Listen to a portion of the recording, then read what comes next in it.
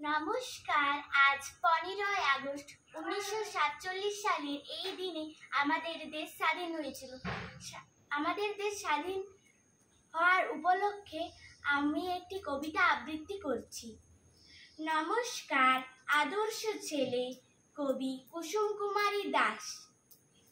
আমাদের দেশে হবে সেই ছেলে কবে, কথাই না বড় হয়ে কাজে বড় হবে। মুখে হাসি, বুকে বল, তেজে ভরা মন, মানুষ হইতে হবে এই তার পণ।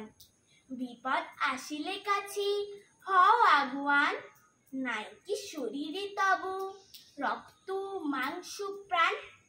হাত পা সবারই আছে, মিছে কেন ভয়, চেতনা রয়েছে যার সে কি পড়ে রয়। সে ছেলেকে চাই বলো, কথায় কথায় আসে যার চোখে জল, মাথা ঘুরে যায়।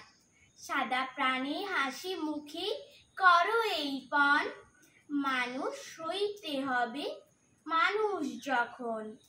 কৃষকের শিশু কিংবা রাজার কুমার, সবারই রয়েছে কাজ এ বিশ্ব মাঝার।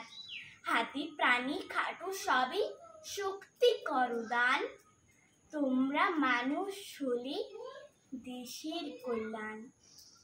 নমস্কার।